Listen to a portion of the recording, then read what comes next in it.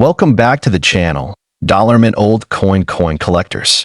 If you're into old coins or just starting your collection, then you've clicked on the right video. Today, we're going to talk about a coin that has shocked many coin enthusiasts, the 1980 US quarter that's valued at a whopping $1,200. Yes, you heard that right. A simple, everyday quarter from 1980 could be worth much more than you think. Before we dive into the specifics of the 1980 quarter, let's quickly look at the history of the U.S. quarter itself. The quarter has been part of U.S. currency since the Coinage Act of 1792, and it's one of the most well-known coins in American history. Over time, the design of the quarter has changed, but since 1932, we've seen the famous Washington quarter. This design was created to honor George Washington, the first president of the United States. And today, that's the design we still recognize when we think of the quarter. Now, let's talk about the coin in question, the 1980 US quarter. To most people, this coin is just another regular quarter.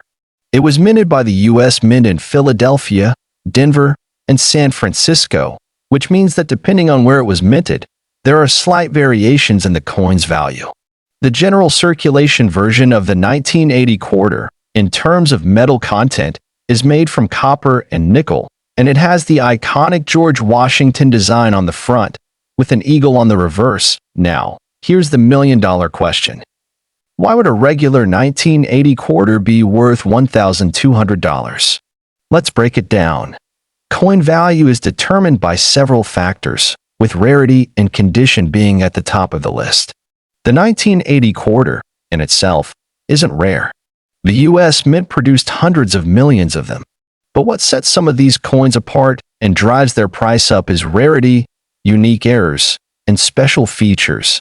For example, if you happen to have a 1980 quarter with a unique minting error, such as an off-center strike, a double die, or a misalignment, this can make the coin significantly more valuable to collectors.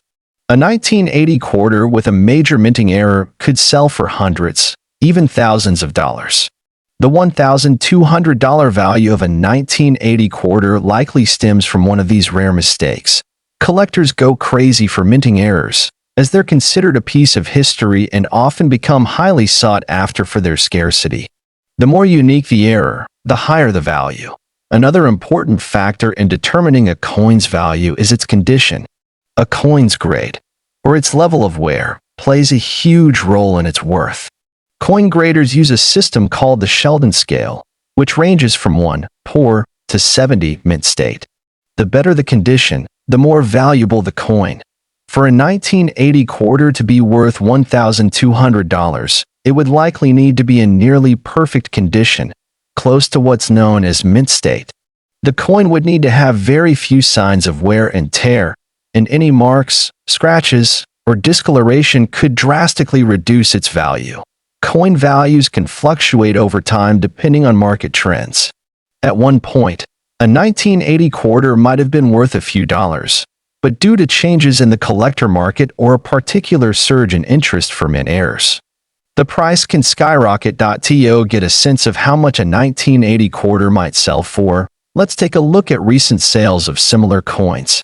For example, in auctions and coin shops, a high-grade or error version of this quarter has been known to fetch prices ranging anywhere from $50 to over $1,000.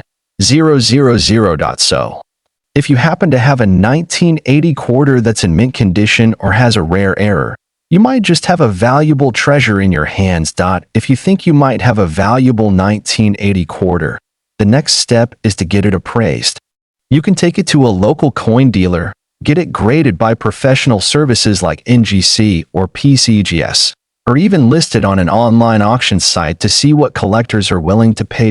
So, while the 1980 quarter isn't inherently valuable, the right combination of rarity, error, and condition can make it worth a surprising amount.